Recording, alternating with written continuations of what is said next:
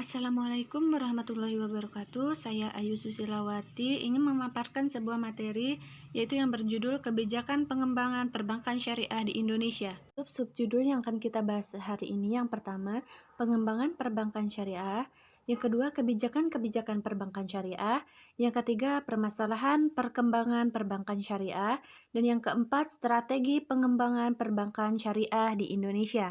Materi pertama yaitu pengembangan perbankan syariah. Untuk memberikan pedoman bagi stakeholder perbankan syariah dan memetakan posisi serta cara pandang Bank Indonesia dalam mengembangkan perbankan syariah di Indonesia. Selanjutnya, Bank Indonesia pada tahun 2002 telah menerbitkan cetak biru pengembangan perbankan syariah di Indonesia. Bank Indonesia pada tahun 2002 telah menerbitkan cetak biru pengembangan perbankan syariah di Indonesia. Dalam penyusunannya, berbagai aspek telah dipertimbangkan secara komprehensif, antara lain kondisi aktual industri perbankan syariah nasional beserta perangkat-perangkat terkait. Pengembangan perbankan syariah diarahkan untuk memberikan kemaslahatan terbesar bagi masyarakat dan berkontribusi secara optimal bagi perekonomian nasional.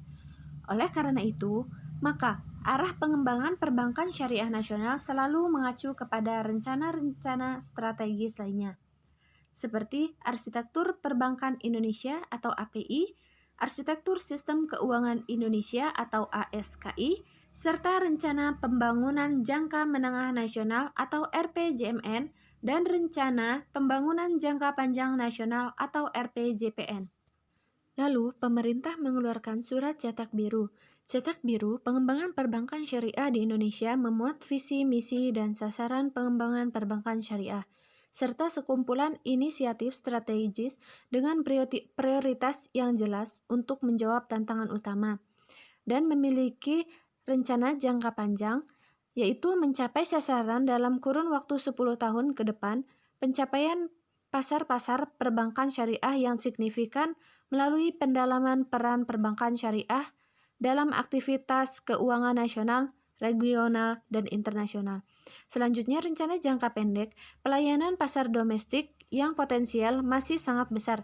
Dengan kata lain, perbankan syariah nasional harus sanggup untuk menjadi pemain domestik, akan tetapi memiliki kualitas layanan dan kinerja yang bertaraf internasional. Selanjutnya yaitu perbankan syariah dalam undang-undang.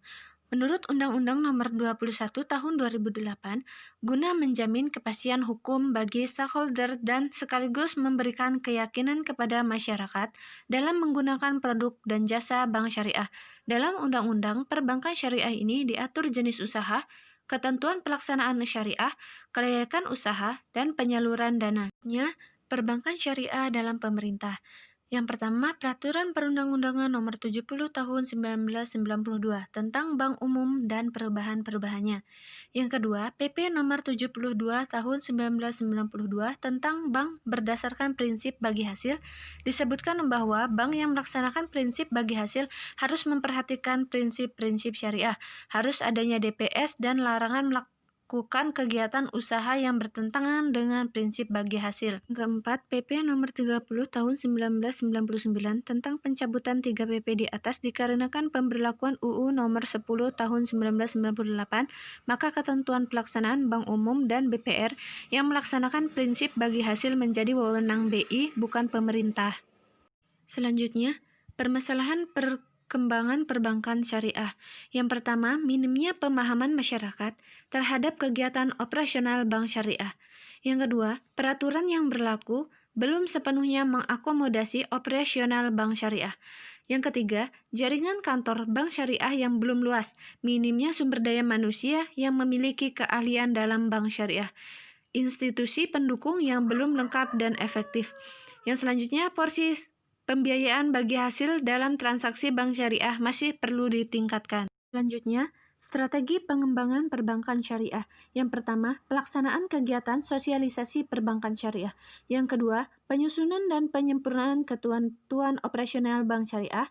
Upaya yang dilakukan adalah penyesuaian perangkat dasar Undang-Undang Bank Sentral, Undang-Undang Perbankan, dan penyusunan perangkat-perangkat pendukung kegiatan operasional bank syariah. Yang selanjutnya, pengembangan jaringan bank syariah.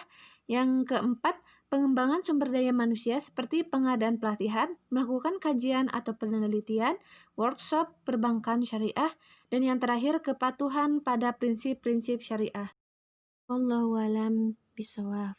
Sekian dari pemaparan yang bisa saya sampaikan. Kurang dan lebihnya saya mohon maaf dan kepada Allah saya mohon ampun. Terima kasih, semoga bermanfaat. Wassalamualaikum warahmatullahi wabarakatuh.